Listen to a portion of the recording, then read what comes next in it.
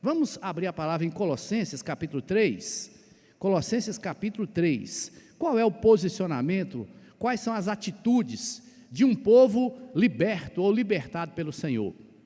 Você foi liberto pela graça do Senhor. Eu fui liberto pela graça do Senhor.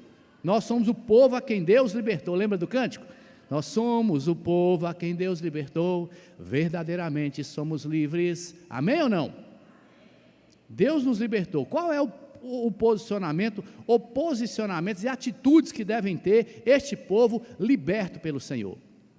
Você e eu devemos pensar e encontrar na palavra as respostas. E esse texto eu convido você para meditar comigo. É um texto conhecido, a própria leitura já traz para nós o esclarecimento, mas é sempre bom usar dos dons que Deus concede de a gente meditar, de estudar a palavra segundo comentaristas bíblicos, para aproveitar mais e melhor daquilo que Deus tem para nós. Colossenses é uma carta que Paulo usa, o Espírito Santo usou, escrevendo ali entre os anos 58 e 62, para encorajar os cristãos de Colossos a verem Jesus como o centro de tudo que existe, para que eles não cedessem às pressões da sua época, de religiões, pressões políticas e etc. Então, o Espírito Santo leva o apóstolo Paulo a escrever nesse sentido: vejam Jesus como o centro de tudo. Lembra de um canto que nós cantamos aqui, maravilhoso? Quase que eu pedia para cantar hoje. Ele é a imagem do Deus invisível, Colossenses 1. Vamos cantar um pouquinho dele daqui a pouco, vamos, pelo menos um trechinho. O livro de Colossenses é um mini curso de ética, os comentaristas bíblicos falam sobre isso. Ler Colossenses do começo ao fim, meditar na palavra, vai trazer para nós aí preceitos, direcionamentos a respeito da vida prática que o cristão deve ter. É chamado de um mini curso de ética que aborda todas as áreas da vida cristã. O apóstolo Paulo, ele progride da vida individual ao lar, à família, ao trabalho. Ele fala desses aspectos do relacionamento, e esse livro mostra, o tema dele principal é mostrar a suficiência de Jesus. Você e eu devemos reconhecer em todo o tempo que nós somos dependentes dele, que nós reconhecemos a autoridade, o poder dele, a soberania dele, que nos submetemos ao governo dele. A partir daí, tudo fica mais fácil para a nossa caminhada. A partir daí, nós conseguiremos vislumbrar o que o Senhor tem para nós e não ficaremos tão atribulados, tão apreensivos com os acontecimentos temporais. Nessa passagem de Colossenses 3 que nós vamos ler, Paulo está exortando os nossos irmãos ali sobre como vencer a batalha travada na área, na vida, no campo espiritual, e principalmente aquela batalha que vem na mente, porque aquilo que a gente imagina, aquilo que a gente está pensando, aqueles conceitos que a gente tem, nos levam a agir de acordo com esse pensamento.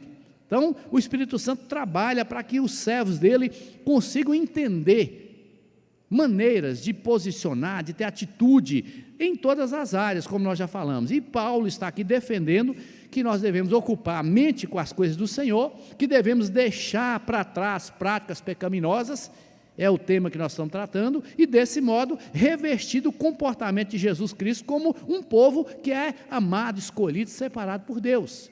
Você e eu devemos entender dessa maneira, e o Espírito Santo está usando o apóstolo Paulo então para ensinar sobre a importância da palavra de Deus na vida particular, na vida em igreja, na vida social das pessoas que nos cercam, que servem a Deus conosco, e nos trazer conselhos importantes, diversos conselhos importantes para aplicarmos no nosso dia a dia. Então vamos ler agora Colossenses 3 até o versículo 17, e vamos falar de posicionamentos e atitudes do povo que foi liberto pelo Senhor. Colossenses 3, alguns versículos, vou pedir a ajuda dos irmãos e irmãs. Portanto, se fostes ressuscitados juntamente com Cristo, buscai as coisas lá do alto, onde Cristo vive, assentado à direita de Deus. Vamos ler 2 versículos juntos? Pensai nas coisas lá do alto, não nas que são aqui da terra, porque morrestes, e a vossa vida está oculta juntamente com Cristo em Deus. Quando Cristo, que é a nossa vida, se manifestar, então vós também sereis manifestados com Ele em glória. Leia outro versículo comigo. Fazei, pois, morrer a vossa natureza terrena, prostituição, impureza, paixão lasciva, desejo maligno e a avareza, que é idolatria. Por estas coisas é que vem a ira de Deus. Olha aí na sua Bíblia, deve estar uma chave, né? Aqui está uma chave também na projeção, sobre os filhos da desobediência. Ora, nessas mesmas coisas andastes vós também, no outro tempo, quando vivíeis nelas. Agora, porém, qual é o termo que ele usa aí? Despojai-vos igualmente de tudo isso. De quê? Vamos lá? Ira, indignação, maldade, maledicência, linguagem obscena do vosso falar. Não mintais uns aos outros, uma vez que vos despistes do velho homem com seus feitos, e vos revestistes do novo homem, que se refaz para o pleno conhecimento, segundo a imagem daquele que o criou, no qual não pode haver grego, nem judeu, circuncisão, nem incircuncisão, bárbaro, cita, escravo, livre. Porém, Cristo é o quê? Tudo em todos. Versículo 12. Revesti-vos, pois, como eleitos de Deus, santos e amados, de ternos afetos de misericórdia, de bondade, de humildade, de mansidão, de longanimidade. Versículo 13, juntos. Suportai-vos uns aos outros, perdoai-vos mutuamente, caso alguém tenha motivo de queixa contra outrem. Assim como o Senhor vos perdoou, assim também perdoai vós. Acima de tudo isso, porém, esteja o amor. O amor é o quê? O vínculo da perfeição. Seja a paz de Cristo o árbitro em vosso coração, a qual também fostes chamados em um só corpo, e sede agradecidos. Vamos encerrar 2 versículos juntos? Habite ricamente em vós a palavra de Cristo, instruí-vos e aconselhai-vos mutuamente em toda sabedoria, louvando a Deus com salmos e hinos e cânticos espirituais, com gratidão em vosso coração.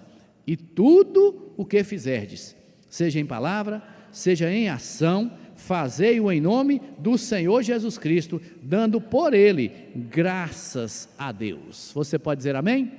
Pode fechar os olhos, fazer uma oração pedindo ao Senhor para transmitir a graça e fazer com que essa palavra tenha um efeito no nosso coração? Ore. Pai, como igreja, declaramos que aceitamos o senhorio, o poder, a autoridade do Senhor Jesus, a supremacia, a soberania do Senhor nosso Deus. Nos prostramos para te adorar, para te reconhecer, para te glorificar, para agradecer a oportunidade da igreja do Senhor se reunir como um corpo e agradecer a tua presença aqui, tua presença santa, bendita, maravilhosa, que está conosco, o teu Espírito Santo que age, que opera em nós. Agradecemos o Senhor receber esse culto, Pai, o louvor que foi dado, a adoração que foi proferida com cânticos, as orações que foram feitas, ó Pai, desde o início do culto, e a tua palavra lida, que já nos dá compreensão, e também agora a explicação da tua palavra, as considerações na tua palavra, que o Senhor nos conduz a fazer. Que o Senhor seja conosco, repreenda o inimigo e adversário da palavra, para que possamos entendê-la e que possamos, ó Pai querido, nos posicionar com as atitudes corretas daquele e daquela que são o povo liberto pelo Senhor. Glórias a Ti para todos sempre, oramos e agradecemos em nome de Jesus. Você pode dizer amém? Bem forte. Você que está recebendo a transmissão também aí na sua casa, você que está nos assistindo nesse tempo, diga amém, dê glórias a Deus. Quais são os posicionamentos e atitudes que devemos ter? Primeira delas que nós devemos ter, meu irmão, minha irmã, que o Espírito Santo guiou meu coração, é que nós devemos em todo o tempo, e especialmente em tempos que ocorrem situações como a que nós mencionamos e vivenciamos, nós devemos alimentar a esperança. Há muita gente desesperada, por contextos vários, com situações reais da vida, da caminhada, problemas de saúde, problemas familiares, problemas econômicos, sim, mas há pessoas que desesperam às vezes, choram, porque o seu time perde, é rebaixado, o seu time não atingiu o propósito, o seu partido político perde, o seu candidato perde. Há pessoas que desesperam com um negócio desse, pensando que a solução está naquele fato ali, naquele momento, que a felicidade, que a alegria está naquilo. E nós, servos do Senhor, devemos manter no nosso coração essa atitude que a Bíblia nos chama, ainda que a palavra fala, nós devemos alimentar a esperança no nosso coração. Vamos voltar em Colossenses capítulo 1, nós temos um hino maravilhoso que foi composto baseado nesse trecho, versículo 13, quando falamos de um povo liberto pelo Senhor, o versículo 13 vai nos dar essa referência maravilhosa aí. Alimentar a esperança primeiramente nesse fato narrado nesse versículo 13. Você pode ler comigo? Ele nos libertou do império das trevas e nos transportou para o reino do Filho do seu amor. Este mundo, meu irmão, minha irmã, anda em trevas. A Bíblia fala, você e eu somos o quê? Desafiados a ser sal e luz para o mundo, porque o mundo jaz no maligno e o mundo anda em trevas. Os poderes que são constituídos no mundo, as autoridades constituídas no mundo, toda a forma de governo no mundo, eles são influenciados sim pelo príncipe das trevas, e ele consegue iludir, enganar as pessoas com a pretensão de um certo poder, e faz com que muitas mentes fiquem realmente perturbadas, desesperadas, que criem sistemas de inimizade, de disputas doentios, e fazem com que pessoas percam a condição que aqui a Bíblia nos chama a ter. A palavra nos chama a alimentar a esperança primeiramente nesse fato, no fato de que Deus nos libertou do império das trevas, Ele nos tirou da condenação. Você e eu, chamados por Ele, trazidos para a presença dEle, a Bíblia fala, nós somos destinados para a vida eterna. Você que crê, você que se entregou de verdade. Se você não fez isso, não se rendeu a Cristo, não se arrependeu, não confessou que Jesus é o único Senhor, faça nesse tempo. Você que me ouve na transmissão, você que está aqui presente, se não tomou a decisão até hoje de entregar a sua vida para o Senhor, faça nesse tempo.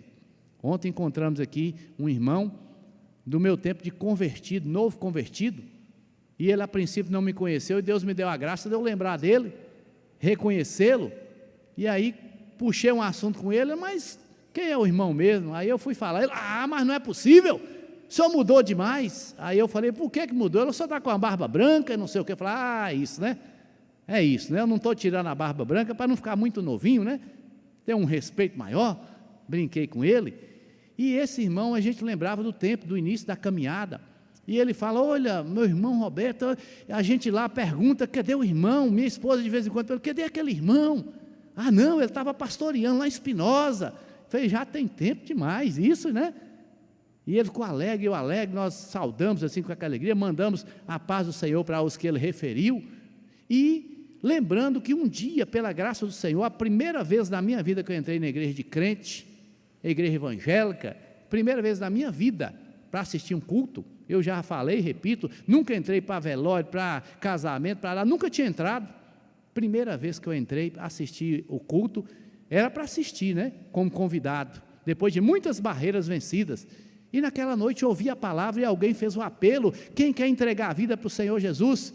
Olha eu com a mão levantada, vem aqui à frente receber a oração, olha eu lá, na frente recebendo a oração, e pela graça do Senhor, passa pouco tempo, poucos meses, eu entendi, fui ler a Bíblia, fui aprender e pedi para ser batizado. Os irmãos ficaram até um pouco assustados, né? Tão rápido assim. E aí o Senhor nos deu a graça de ser batizados, e pela bondade e misericórdia dele, apesar da imperfeição, do pecado humano que carrego, eu nunca pensei em desanimar, nunca pensei em voltar atrás, porque eu encontrei o Senhor.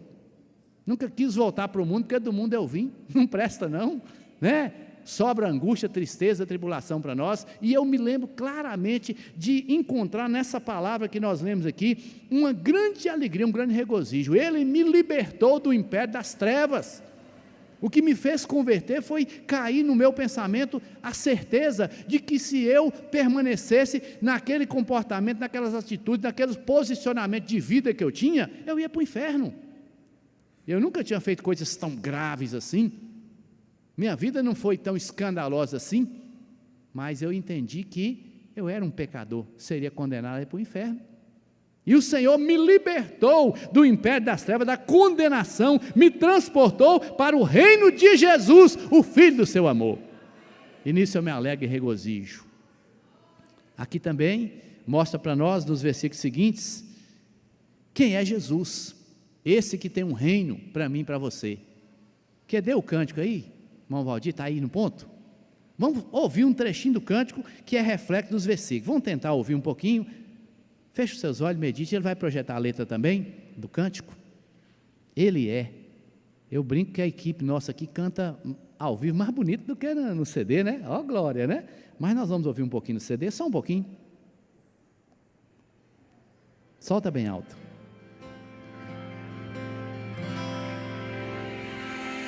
Ele é a imagem do Deus invisível. Ele é Senhor sobre a criação, pois nele foram criadas todas as coisas, nos céus e na terra. Sejam tronos, soberanias, poderes ou autoridade, Ele é antes de tudo e a todos sustenta pela palavra, pois foi do agrado de Deus que em tudo Ele tenha supremacia. Aleluia, gente, glória ao Senhor. Esse é o Senhor Jesus. Ele é. Vamos ouvir mais um pouco. Ele é o resplendor da glória do Pai, a exata expressão do seu ser.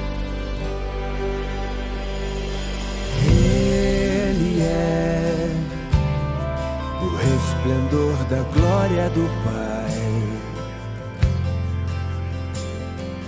Ele é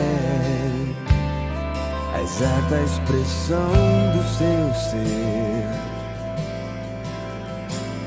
pois nele foram criadas todas as coisas, nos céus e na terra.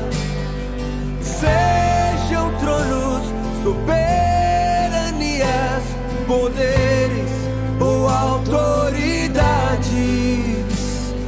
Ele é antes de tudo e a todos sustenta pela palavra, pois foi do agrado de Deus que em tudo Ele tenha supremacia.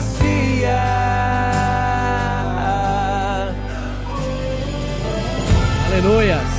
Pode abaixar um pouquinho. Vamos ler. Versículo 15. Volta para a projeção aí, por favor, meu irmão. Colossenses capítulo 1, versículo 15. Vamos ler até o versículo 19 e receber essa palavra, alegrar com essa verdade aqui a respeito do nosso Senhor, daquele que governa, daquele que reina. Este é a imagem do Deus invisível, o primogênito de toda a criação. Leia comigo.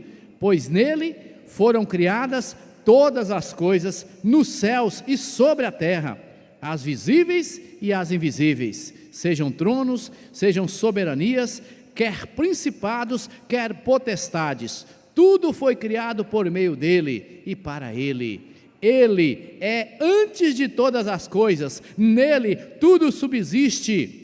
Ele é a cabeça do corpo, da igreja. Ele é o princípio, o primogênito de entre os mortos, para em todas as coisas ter a primazia, porque aprouve a Deus que nele residisse toda a plenitude da divindade. Você pode dar glória novamente? Pode louvar Jesus com as suas palmas, pode exaltar, adorar o Senhor. Te adoramos, Jesus. Tu és quem governa, Tu és o Senhor.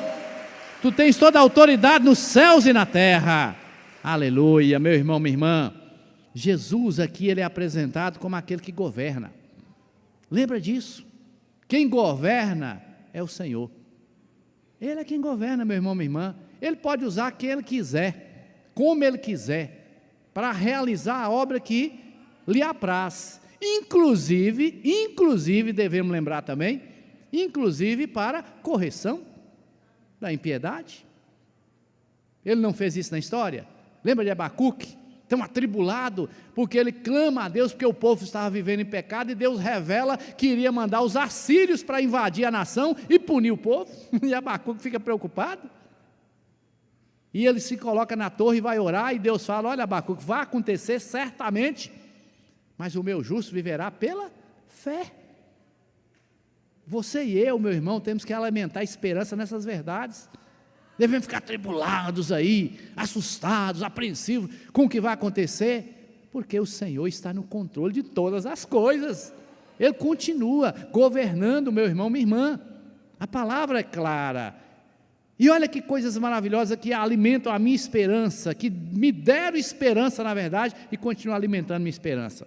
A Bíblia fala que Jesus, no versículo 13, nos libertou do império das trevas, nos transportou para o reino do Filho do seu amor, e no 14 ele fala, no qual nós temos a redenção, a remissão dos pecados. Jesus nos dá a redenção, Ele nos redimiu, Ele perdoou os nossos pecados, e Ele tem o seu amor, que nós compreendemos biblicamente, incondicional. O que quer dizer um amor incondicional? Que eu posso fazer o que eu quiser, que Ele não vai importar? Não é isso não. É que Ele nos salvou, nos perdoou, nos amou, sem requerer algo de mérito da nossa parte. Ele vai sim nos perdoar de todas as nossas falhas, mas Ele também, na sua santidade, vai corrigir e disciplinar. É isso que Ele fala. Por isso que nós não podemos ter ousadia, falar: Deus me ama, eu posso fazer o que eu quiser que Ele me ama. Como um filho rebelde, por quê? Haverá correção, disciplina e etc, etc, porque Ele ama, e Ele diz: eu açoito aquele que eu amo, eu corrijo, eu disciplino aquele e aquela que eu recebo como filho. Então não inventa desafiar a santidade do Senhor. Pecar e falhar tem que ser o acidente, tem que ser, não pode ser deliberado. Se for deliberado, é porque não está sendo voltado, ou não está voltado para a santidade ou a santificação que o Senhor requer. Mas aqui fala também de coisas tremendas, meu irmão, minha irmã. Jesus nos reconcilia com Deus através da sua morte. Nós não somos mais estranhos, não somos mais inimigos praticantes de obras malignas, mas nos tornamos povos de Deus, eleitos do Senhor pela graça e pela misericórdia. Você e eu já fomos eleitos. Você não vai dar glória a Deus, não? Todo mundo disputou aí para ser eleito, não sei quantos candidatos que tinha, né? Deputado, senador, etc., todos os estados, né? Nós já somos eleitos, escolhidos para um cargo muito melhor, para uma posição muito melhor do que essa aí, meu irmão, minha irmã. O Senhor nos elegeu nele, o seu povo. Nós somos um povo de propriedade exclusiva dele. Glória seja a Ele para sempre. E Jesus nos apresenta a Deus justificados. Ele fala que Ele fez tudo isso para nos apresentar perante o Senhor. O versículo 21, nós éramos estranhos, inimigos do entendimento pelas obras malignas, mas no versículo 22 do capítulo 1 que nós estamos ainda, mostra que Ele nos reconciliou com o corpo da sua carne, mediante a sua morte, para nos apresentar perante Ele santos, inculpáveis e irrepreensíveis. Aquele miserável pecador que eu vejo no espelho, reconhece o pecado, pede perdão e é apresentado perante Ele, justificado, santo, inculpável e irrepreensível. Olha que chique. Posicionamento que alimenta a minha esperança, de entender isso, de viver essa realidade. E diz aqui no versículo 23, se é que permaneceis na fé, alicerçados e firmes. Permanecer na fé é algo que Ele vai nos dar condições, não deixando afastar da esperança do Evangelho que ouvistes, que foi pregado a toda criatura debaixo do céu. Alimente a esperança nesse fato que Jesus te dá a condição de permanecer na fé. Tentações, lutas, batalhas, desânimos acontecerão sim, mas Jesus nos dá condições de permanecer firmes na fé, alicerçados, firmes, e pelo poder do Espírito Santo, Ele vai prover os meios para que nós não nos afastemos da esperança do Evangelho. Você crê nisso, de verdade?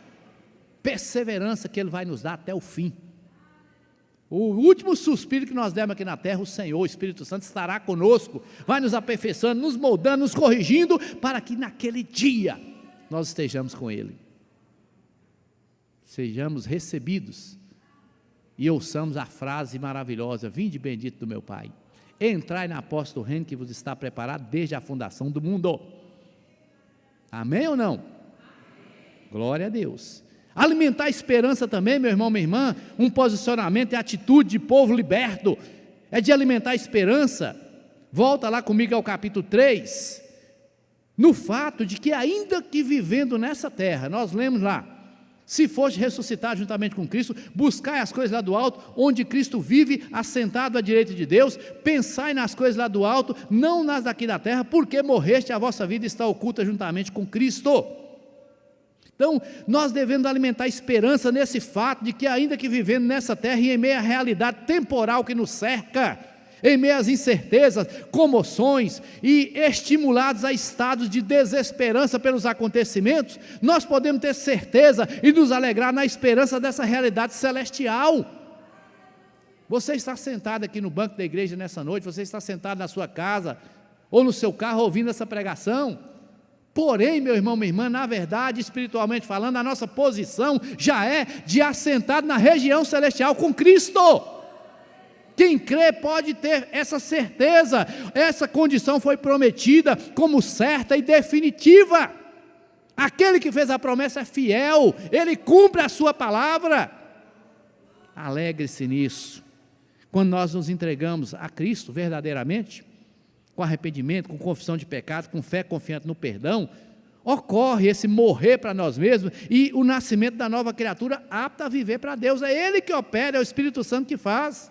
Ainda não somos feitos e não somos perfeitos, estamos sendo aperfeiçoados na nossa caminhada. Você e eu ainda temos atitudes indevidas. Não somos perfeitos, mas só estamos sendo aperfeiçoados. Ainda somos pecadores, mas ao invés de ímpios pecadores condenados, nós nos tornamos agora pecadores justificados pela sua maravilhosa graça. Ele nos deu essa condição. Ele nos deu a condição de passar da morte espiritual para a vida eterna. Ele nos ressuscitou nele, por isso que ele diz que nós já fomos ressuscitados com Cristo, já estamos assentados nas regiões celestiais, juntamente com Ele. E terceiro ponto aqui, de alimentar a esperança, alimentar e alegrar na esperança, é que nós podemos viver concentrando nas coisas do alto, nas realidades eternas, e não nos deixando permanecer atribulados pelas coisas temporais, meu irmão, minha irmã. Embora esses acontecimentos nos afetem, tragam preocupações, aflições, que são passageiras, nós devemos lembrar, e jamais, jamais podem nos separar do amor de Deus que está em Cristo Jesus, o nosso Senhor. Não deixe nada de separar, porque Ele já declarou que nada vai nos separar. Você vai ficar preso, aprisionado aí, ou você está liberto, liberta para viver essa realidade. Nada pode te separar do amor de Deus. Mas também nós lemos aqui, para que não sejamos enganados, iludidos pelo nosso coração, que é corrompível ou corruptível, passivo de se corromper, de se desviar do alvo, e depois trazer para nós angústias, desesperança indevida, nós precisamos também de outro posicionamento, de outra atitude essencial. Primeiro é alimentar a esperança. Segundo é confrontar práticas pecaminosas e vencê-las, meu irmão, minha irmã. Aqui em Colossenses, como nós lemos, é apenas um trecho que o apóstolo Paulo foi usado por Deus para falar dessas práticas. O que é que são práticas? Prática quer dizer costumes, hábitos, rotinas, condutas. Eu tenho meu costume, meu hábito todo dia. Quando eu acordo, a primeira coisa que eu faço é abrir o olho. Tem gente que fala, não, é levantar. Não, eu abro o olho quando acordo. Graças a Deus, né? Levantar, pensar nas coisas, resolver. Eu gosto de fazer o meu café do meu jeito.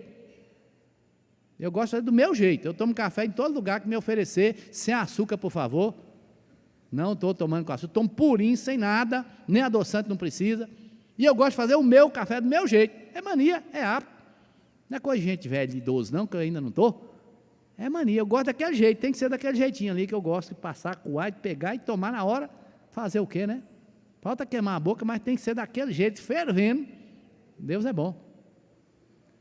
E a gente vai pegando costume. Eu tomo café, depois faz isso, faz aquilo, não é assim? A gente tem os costumes, né?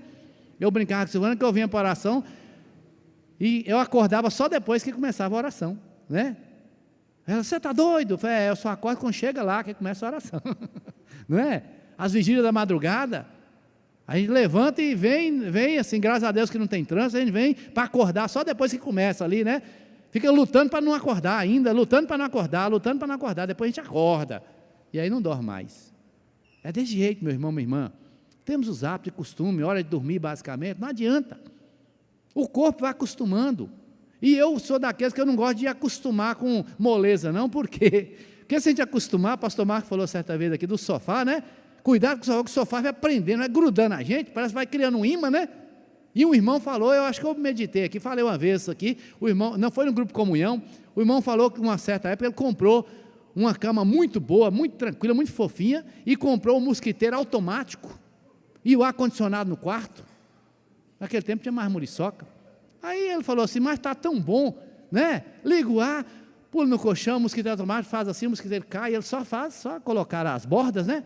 E ele falou, mas está uma dificuldade para levantar para orar agora também, não é assim? A gente vai acomodando, então nós temos que ter posicionamentos, costumes, hábitos, rotinas, condutas, de acordo com a palavra. Amém ou não? Há hábitos e costumes, rotinas, condutas que são boas práticas, e nós devemos mantê-las. Mas há também, meu irmão, minha irmã, que ter atenção com práticas erradas, pecaminosas, que a gente tem o costume também de ter, e vai acostumando com aquela prática errada, pecaminosa, vai acomodando, amoldando, daí a pouco aquilo domina a gente, e para sair dá trabalho.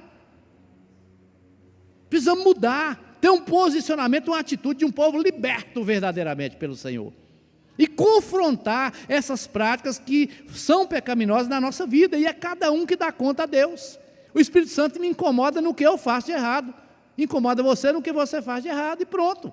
Cada um de nós somos confrontados por ele. Devemos ter cuidado com os prazeres e diversões mundanas, que se praticados, sufocarão a palavra de Deus em nós, entristecerão o Espírito Santo, apagarão a ação dele em nós, como diz a palavra. Apagar o Espírito significa apagar a ação do Espírito Santo. Ele deixa de agir, por causa da rebeldia da obra da carne no nosso coração. Devemos fugir das paixões mundanas, praticadas pelos ímpios em busca de felicidade. Toda paixão mundana que leva multidões está, de certa maneira, ligada a venerações idólatras, endeusamento de pessoas, endeusamento de entidades, de ídolos realmente no mundo, e as pessoas ficam tão apaixonadas que não vê o defeito. A paixão é assim, né? Não vê os defeitos, enxerga a pessoa como sendo solução, sendo aquele que vai trazer alegria, felicidade, etc, mas não vê os defeitos. Temos que ter cuidado, meu irmão, minha irmã, temos que ter equilíbrio no nosso coração. Quebra de princípio de amor está ligado com essas paixões mundanas. Quebras do princípio da verdade e da justiça do reino, muitas vezes estão paralelamente ocorrendo com as paixões mundanas. E eu estou dizendo de todo tipo. E nesse tempo aí, especialmente, as paixões que nós vivenciamos aí, políticas, né? Vamos pensar assim, que a pessoa difunde a mentira, passa um fake news, difama, amaldiçoa e etc. E eu lembro que nós oramos por uma pessoa, eu, pastor Ed, oramos por uma pessoa essa semana, que ela diz que é crente, levanta madrugada, jejum uma hora, faz campanha, mas que mexeu com ela pega o revólver e não quer nem saber. Aí eu dei uma risada, né? Falei, por isso que é pela graça e misericórdia, se a senhora é crente mesmo, o Senhor vai te moldando, vai te ensinando, vai te livrando do mal. Como é que eu oro, eu jejum e fala palavrão, né? Soltou uns 2 palavrões lá, conversando com os pastores. Nós oramos por ela, né? Mas eu ri quando ela falou esse negócio, soltou um palavrão e falou que se precisar, ela pega o revólver mesmo e taca a bala. Falei, meu Deus eterno, todo-poderoso. Não é assim? Nós temos que ter cuidado, meu irmão, vigiar. A paixão do mundo traz como consequência afastamento de Deus, tristezas, angústia de alma.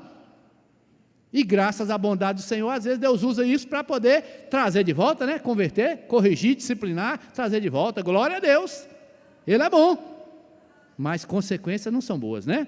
Colossenses 3, de 5 a 8, olha para a Bíblia aí, 3, de 5 a 8, ele vai listar para nós, descrever para nós algumas práticas, hábitos, costumes, viciantes a serem combatidos. 5 deles aqui estão ligados diretamente com a questão sexual, preste atenção. Você adolescente, jovem, marido, mulher, você, meu irmão, minha irmã que está aqui, me ouvindo, preste atenção nesses 5 costumes viciantes a serem combatidos, ligados com a questão sexual.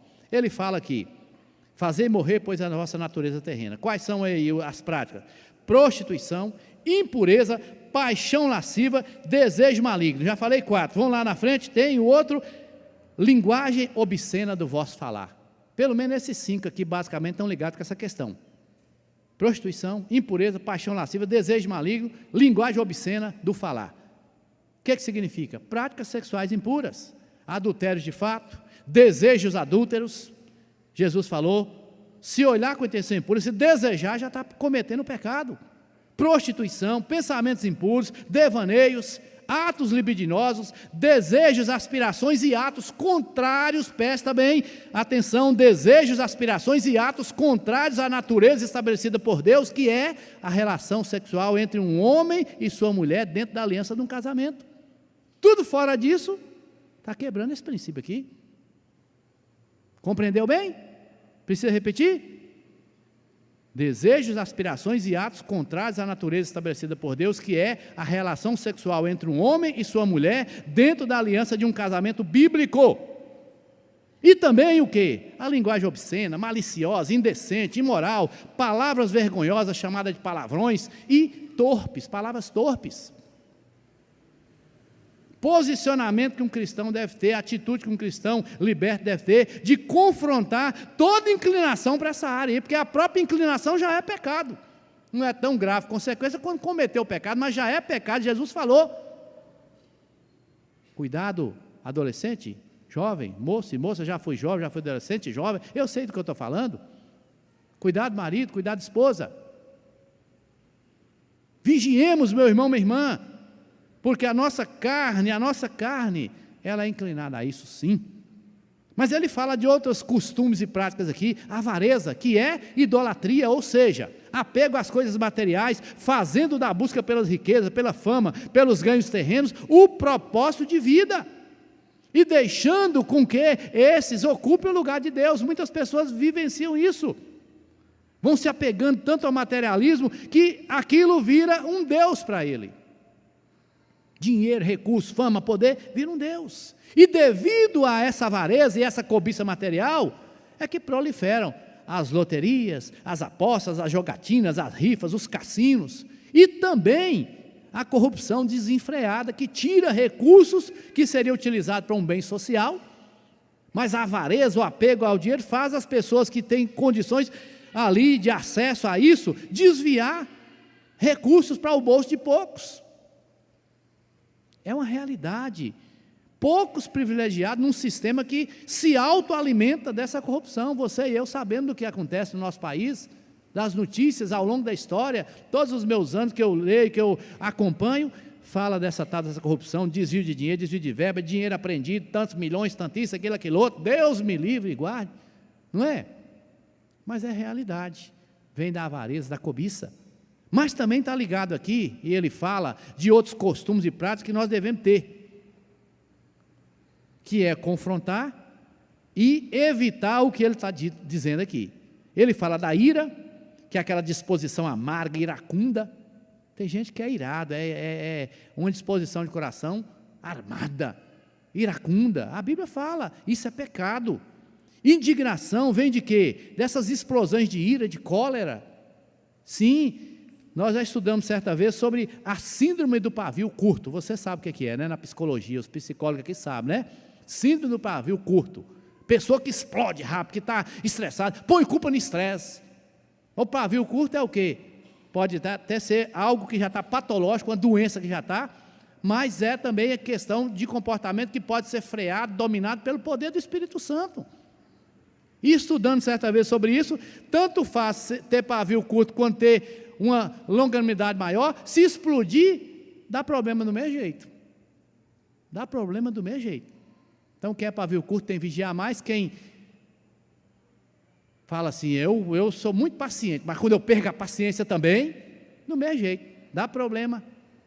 Devemos ter a nossa cabeça, a nossa mente certa de que nós devemos posicionar, confrontar no nosso coração esses momentos de ira, esses momentos de maldade, que a Bíblia fala, que é praticada a partir do sentimento de ira e de cólera, que se torna uma malignidade que fere, que prejudica o próximo. Maledicência, aquela fala abusiva, injusta, difamatória, caluniosa, contra Deus, muitas vezes inclusive, e contra o próximo, fala, calunia, difama, sem nem pensar. Jesus fala, o que você quer que o outro faça, faz a ele. Não pague mal com mal, não é isso que o Senhor ensina? E tem pessoas que não lembram dos 10 mandamentos lá, no qual fala que não pode levantar falso testemunho contra o próximo, fica levantando falso testemunho, difamando. Meu irmão, minha irmã, nós temos que confrontar. Quando eu caio numa falha dessa, eu fico com a vergonha, eu peço perdão, e eu tento vigiar, para evitar, porque é chato, é ruim, é vergonhoso, e o pior, nos afasta temporariamente de Deus. Mentira, traduzida por quê? Por quais termos? Desonestidade, falsidade, engano, e que serve aos propósitos de quem? Do diabo. Diabo, que a Bíblia diz, é o pai da mentira, na sua arte de roubar, matar e destruir vidas e reputações, usa mentira para fazer o mal. Você e eu sabemos bem o que uma mentira causa. Mentirinha do dia a dia já é um problema, mentiras mais sérias, mais graves, pior ainda. O Senhor é tão bom, tão misericordioso, que Ele perdoa, mas consequências vêm, não é? Não é assim? Como é que nós conseguimos vencer essas práticas, hábitos, costumes, rotinas, condutas pecaminosas? A Bíblia diz aqui para nós, já ensinou para nós. No versículo 5, volta aí, Colossenses 3, 5. Fazei, pois, o quê? Morrer a vossa natureza terrena. Fazer morrer significa, nós temos essa palavra nos estudos teológicos, mortificar. A palavra aqui é necro, vem de necrosar, necrotério, vem desse termo mesmo de morte. Mortificar, despojar dos erros, que ele fala também no versículo 8, agora pois despojai-vos igualmente de tudo isso. É mortificar, fazer morrer nossa natureza, despojar dos erros, dar lugar ao Espírito Santo que luta contra a nossa carne. Ele diz, para que nós não nos entreguemos ao pecado. Uma frase que eu gosto muito de lembrar, e às vezes de falar, de ensinar, quanto mais nós andarmos em Espírito, mais conseguiremos não pecar. E a conta contrária também é, quanto menos andar em Espírito, mais a gente peca. Então, esforçar para andar em Espírito, fazendo a vontade de Deus, cumprindo a vontade do Senhor, agradando a Ele, cumprindo a palavra, mortificar essa doutrina bíblica, que significa exatamente negar-se a si mesmo, em vontades, pensamentos, em atos de prazer pecaminoso. Mortificar-se é fazer de morto para o pecado, é tomar a cruz, combater os desejos errados, impuros, enfraquecer o poder das inclinações da carne e dos pensamentos que tentam nos arrastar, meu irmão, minha irmã, de volta e de volta e de volta para o pecado. O pecado faz isso com a gente, quer nos arrastar de volta, de volta, de volta, e nossa carne vai atrás, e o mundo incentiva, e o diabo aplaude e trabalha para nos acusar perante o Senhor, para nos vergonhar perante o Senhor. Mortificar e despojar, ou seja, vencer e tomar o poder da nossa natureza humana pecaminosa e entregá-lo ao domínio do Espírito Santo. Mortificar, por fim, é sujeitar a Deus, andar nesse processo prático e progressivo de santificação, vigiando, orando e voltando atrás o quanto antes de qualquer caminho errado que tomar. Voltar atrás o quanto antes. O Senhor nos ajuda nisso. Então, primeiro posicionamento e atitude de um povo liberto: alimentar a esperança. Segundo, confrontar as práticas pecaminosas e vencê-las. E por último, cultivar as virtudes cristãs. Está aqui. Revesti-vos como eleitos de Deus, santos e amados, de ternos afetos de misericórdia. Olha comigo o versículo 12. Ternos afetos de quê? Misericórdia, de bondade, de humildade, de mansidão, de longanimidade. O texto já é claro, mas vamos fazer algumas considerações. Revestir, basicamente, seria o quê? Vestir de novo, e vestir de novo, e vestir toda hora dessa condição. Por quê? Porque a gente vai perdendo durante a caminhada. Ternos afetos, algo que vem de dentro. Se você tiver no seu coração a boa disposição para essas atitudes, essas práticas e essas virtudes aqui, você vai conseguir. Se não tem no coração essa predisposição para o bem, para tratar bem as pessoas, para cuidar, para cumprimentar, para valorizar, para entender que o outro é tão importante quanto você, se você não tem isso, busque ter. Vença a dureza de coração e busque ter, meu irmão, minha irmã. É o mínimo que o Senhor quer de nós, mostrar esse amor dia após dia. Sermos educados, não é assim que Ele fala? Sermos pessoas gentis, pessoas amáveis, pessoas que entendem o valor de Deus na vida do outro, assim como na nossa vida. E pessoas que não pagam mal com mal, por quê? Porque às vezes nós vamos receber um tratamento, uma palavra, uma atitude errada, e nós não vamos pagar mal com mal, nós vamos devolver com bem, porque o Senhor nos ensina. Então Ele fala que isso vem de dentro. Ternos afetos é algo que vem de dentro, das entranhas. Quando Ele fala afeto e misericórdia, é essa compaixão pelo estado do outro, é disposição para compreender, para sofrer pelo outro, para empenhar, para ajudar o outro a vencer. Ternos afetos de misericórdia, compassividade, empatia com a dor do outro, com a dificuldade do outro, orar pelo outro, é o que a Bíblia fala. Se você vê seu irmão pecar, ore por ele, encoraje, exorte. Exortar, às vezes a gente pensa que é dar uma repreensão, mas não é. Exortar é encorajar a pessoa a ir para o caminho bom, tratá-la bem. Humildade, precisa ter humildade. A arrogância, a soberba, a Bíblia fala que Deus resiste a ela. Deus resiste ao soberbo, e aos humildes Ele dá a sua graça. Ter humildade de coração, primeiro entendendo que Deus é Deus, Ele é Senhor. Então temos que andar humilde perante Ele, porque perante Ele não adianta ter altivez, levantar a fronte, cobrar dEle. Temos que andar humilde perante Ele, e também perante o próximo, as situações que se formam na nossa caminhada. É isso que o Senhor requer de nós: mansidão, gentileza, cortesia, consideração, antes de emitir opiniões, praticar ações bondosas. É o que o Senhor nos ensina, virtudes que são posicionamento e atitude de um povo libertado pelo poder do Senhor, transportado das trevas, porque lá nas trevas a gente vivia na inimizade, na contenda, no conflito, no desejo de vingança, querendo mal para o outro. Agora nós estamos num reino de Jesus, sendo treinados, aperfeiçoados para ir morar no céu, e lá não entra pecado, lá não entra esses pensamentos e atitudes. Então vamos treinando aqui, meu irmão, minha irmã, e ter a longanimidade que Ele fala aqui. O que é a longanimidade? Paciência constante e estendida. É treinar para irritar menos, para exasperar menos, para compreender mais, para amar mais. É isso que o Senhor nos ensina aqui na sua palavra. Mas Ele fala também que nós devemos pegar aqueles irmãos chatos e suportar. É assim que Ele fala? Suportar uns aos outros. Não quer dizer suportar um irmão chato não, viu, gente? Eu falei aqui para ver o entendimento dos irmãos. Suportar significa o quê, gente? Dar suporte. Dar suporte para aquele irmão, aquela irmã que tiver uma fraqueza, melhorar, crescer. Dar o suporte. Lembra disso? Tem gente que fala, não suporta aquela pessoa. Já está errado. Ah, não, aquela pessoa ali e tal, mas eu vou suportar porque Deus mandou. Suportar no sentido de apenas aceitar também não está certo. Dá o suporte é que é o correto. Dá o suporte para a pessoa conseguir vencer. Amém ou não?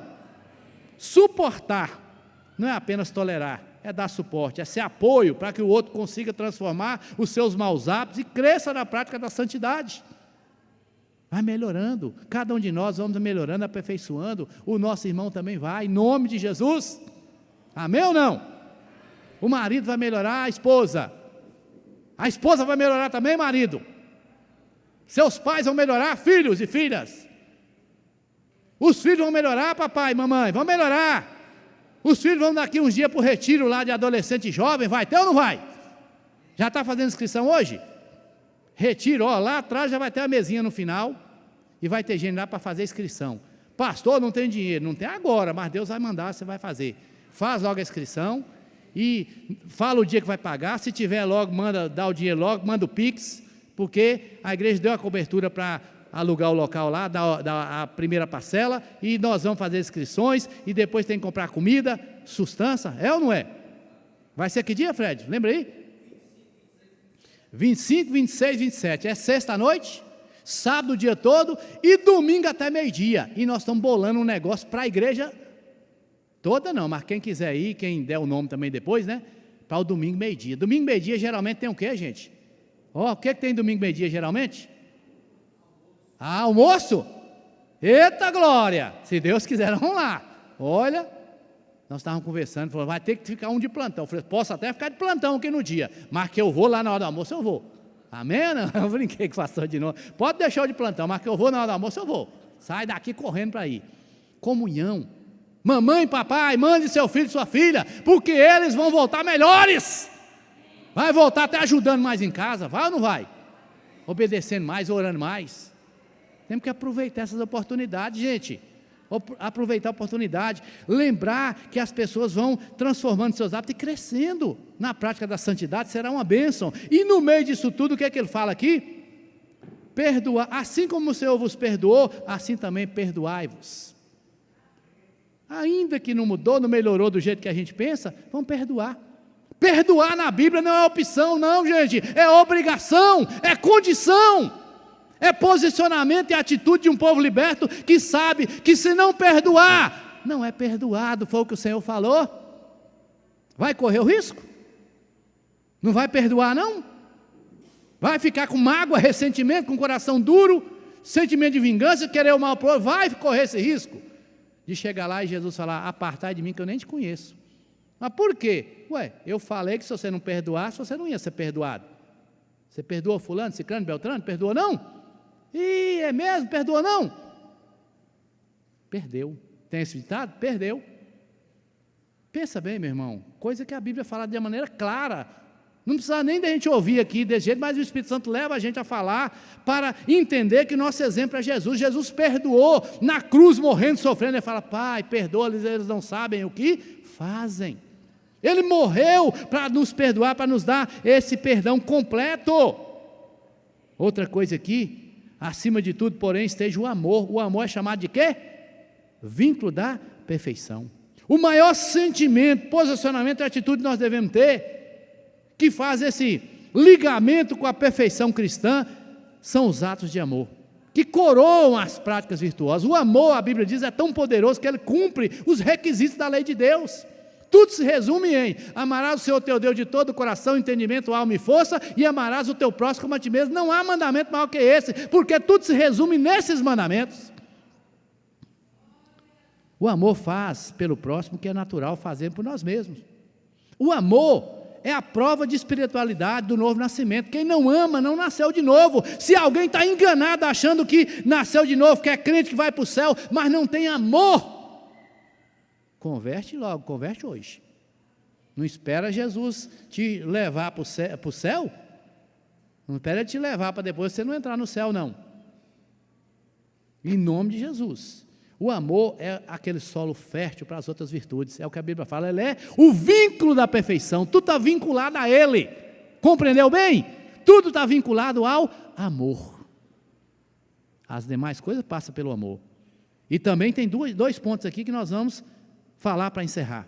Versículo 15, olha comigo aí, o que está dizendo? Seja a paz de Cristo harto em vosso coração. Submeter sempre o coração a Cristo, gente. Estou decidindo, vou fazer isso. Já orou? Tem paz no coração? Já mencionei uma vez ou outra aqui de pessoa que chegou, pastor, eu vou fazer isso que eu estou em paz. Daí um mês está chorando e falando, pastor, eu decidi errado, eu estou colhendo consequência. Que paz é essa? Paz não era paz, não, era uma impressão de paz, uma falsa paz. Era mais coisa do sentimento, mas não era uma paz de Cristo perfeita. Então, antes de tomar a decisão de comprar, de vender, de casar, de tudo, ore e peça paz real, meu irmão, minha irmã. Peça paz real, o Senhor dá a sua paz. Examine, reconheça, arrependa, confesse o pecado a Deus, ao outro, e quando você sentir paz verdadeira, real no seu coração, você pode falar assim, graças eu dou ao Senhor. A paz de Cristo seja o ato, o juiz, que vai pontuar, que vai dar a decisão, se nossa atitude está certa ou não. Ele diz que se nós estamos agindo de uma maneira, pensando de uma maneira, e dentro da palavra, nós estamos compreendendo, e se nós não temos dificuldade, temos paz no nosso coração, é porque Deus é maior do que o nosso coração, e Ele conhece todas as coisas. Mas de repente você não está sentindo paz, não estou sentindo paz, não faça não. Se não está em paz verdadeira, real, não tome a atitude, não tome a decisão, não dê sua palavra. Perfeito ou não? A paz seja o árbitro, a baliza. E por último, usar os meios de graça disponibilizados por Deus. Vou pontuar 5 aqui. Um deles, a palavra, ele fala, habite ricamente em vós a palavra de Cristo. Instruir, aconselhar mutuamente. Habitar a palavra, é o quê? Ler a palavra, meditar na palavra, ouvir a palavra. Não estou tendo tempo de ler a Bíblia. Gente, eu tenho essa desculpa às vezes, né? Eu dou essa desculpa às vezes. Aí eu tenho um pendrive no carro com o Novo Testamento, pelo menos, completinho, na versão revista atualizada. Qual desculpa que eu tenho? Dá para ouvir 4, 5 capítulos numa viagem de lá de casa para cá? Qual a desculpa que nós temos que não estamos tendo tempo de ler Bíblia? Estou tendo tempo, não estou nem lendo a Bíblia, um estudo. A igreja está tendo o hábito de todo dia mandar um áudio para facilitar, porque está lá lavando cozinha, arrumando a pia, e está ouvindo aquele áudio. Dá para ouvir no carro, às vezes eu ouço sair do carro mesmo, andando e caminhando pelo caminho. Meu irmão, minha irmã, devemos lembrar da palavra, habitar ricamente, encher nosso coração, nossa mente da palavra, da instrução do Senhor, do aconselhamento do Senhor. É bom e importante a gente pedir conselho para a gente que tem visão, sabedoria, não é? Às vezes vem um conselho que nos surpreende, e nós temos que aprender a ouvir conselho. Está em dúvida? Está orando, está buscando, pede conselho para alguém, me dá um conselho aqui. Às vezes quando você falar, pedir o conselho, Deus já vai trabalhando, você já vai abrindo a mente para entender melhor as coisas. É assim que Deus faz. E abra a cabeça, abra o ouvido, abra o coração, para ouvir e entender. Porque às vezes nós queremos um conselho, me dá um conselho aqui que eu estou querendo fazer isso, mas nós queremos que a pessoa dê o conselho, pode fazer, é desse jeitinho mesmo. Nós só queremos referendar, assina embaixo aqui, concorda comigo aqui.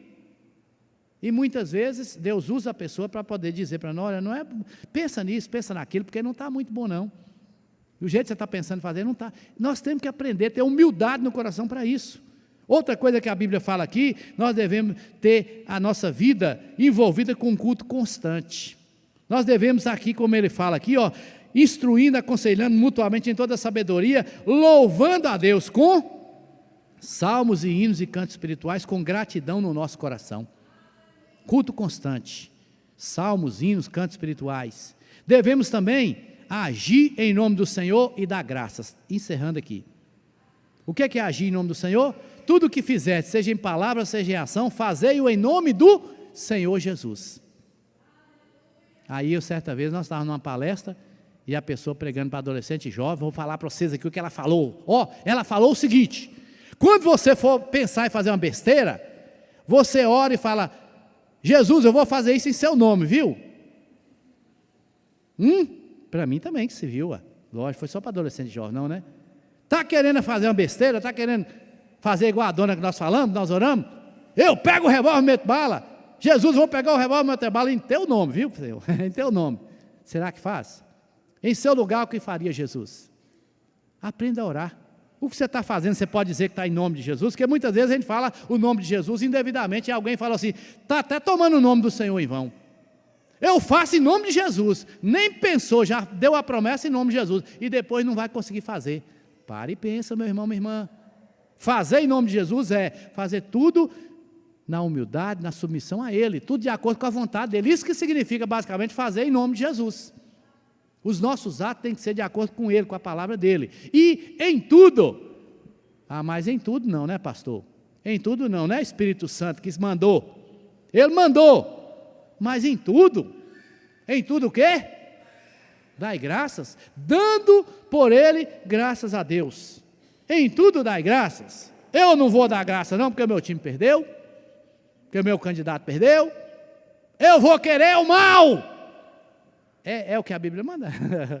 Em tudo dai graças. Em tudo dai graças. Em tudo dai graças. O marido foi chato?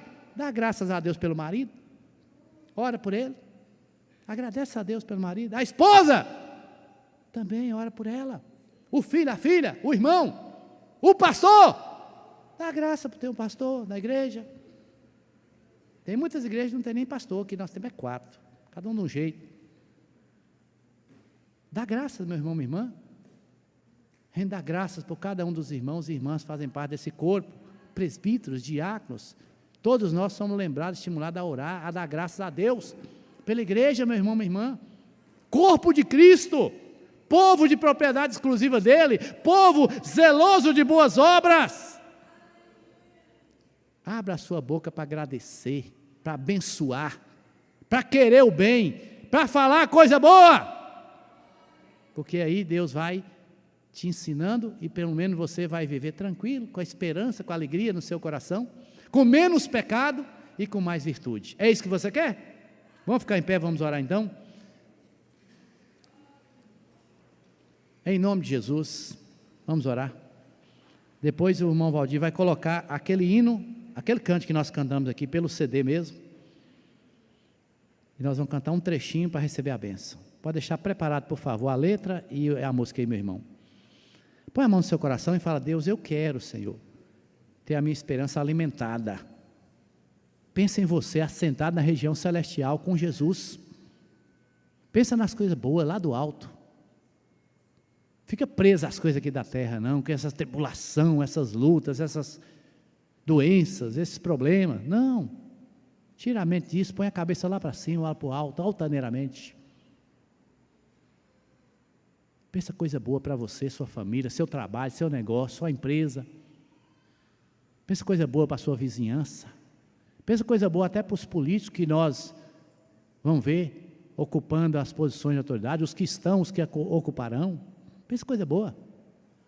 Pensa coisa boa para o país, para a cidade, para o estado. Pensa coisa boa. Quem sabe Deus vai usar esse povo para fazer coisa boa. Esses que vão entrar, deputados, senadores, deputados federais, governadores, presidente, quem sabe? Quem sabe será do propósito do Senhor? Pensa coisa boa para a sua vida. Pensa, o bem Deus pode trazer. Pensa também em confrontar as práticas erradas, pecaminosas e falar assim: Deus, eu quero vencer, eu não quero ficar preso a esse pecado, não, que nós falamos aqui. E pensa em cultivar as virtudes. Pai, estamos aqui, orando mediante a palavra, que nos desafia a ter posicionamento e práticas de um povo liberto, do império das trevas para o reino de Jesus. Eu quero, Pai, melhorar mais ainda na caminhada. Vencer o pecado que luta para me vencer. Eu quero vencer, Pai. Eu quero alimentar a minha esperança para não andar desesperado, atribulado, preocupado com as coisas desse mundo, Pai. Eu quero cultivar virtudes que comprovem o Senhor em mim, o seu amor, a sua graça, a sua misericórdia em mim. Me ajuda, me ensina. Ajuda e ensina meu irmão, minha irmã, esse que ora comigo nessa transmissão, lá na sua casa, no seu trabalho. Visita e dá de igual maneira essa bênção. Em nome de Jesus.